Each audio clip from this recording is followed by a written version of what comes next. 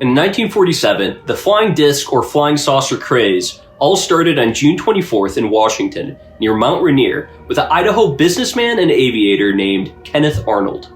On June 24th, 1947, Arnold was flying from Chehalis, Washington to Yakima, Washington on some business. Not long before that day, though, a C-46 airplane from the Marine Corps had crashed around Mount Rainier, and the Marine Corps had offered a $5,000 reward for anyone who could find the plane. So Arnold, knowing he was near the area, decided to make a quick detour around the Cascade Mountains to look for this plane. While he was on this detour, at 2:59 p.m., the inside of Arnold's plane started to flash bright lights. Sometimes, when you're flying and another plane is near, pilots will use a pocket mirror to flash sunlight into other pilots' cockpits to get their attention. Arnold naturally thought that he was getting too close to another plane, and someone was trying to get his attention.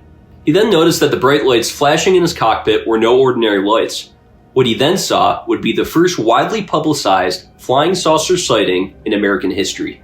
As Arnold looked forward about 25 to 30 miles away at 10,000 feet altitude, he saw 9 unidentified flying objects that looked flat like a pie pan. He eventually decided to see how fast they were going and clocked these saucers at a flight speed of 1,200 miles per hour. In comparison, 770 miles per hour would break the sound barrier, which humans had not yet done. Most commercial planes fly between 500 to 600 miles per hour nowadays, and at this time, even military aircraft couldn't fly more than 700 miles per hour. Arnold went on to say these UFOs were shiny, flat, and saucer-like, and said they were flying like a fish flipping in the sun. These alleged UFOs were dashing on the west side of Mount Rainier to Mount Adams, and they were flying in a flock.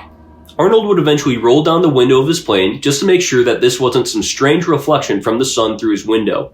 What he was seeing did not change with unobstructed view. He clocked them for about 1 minute and 42 seconds before they flew out of view.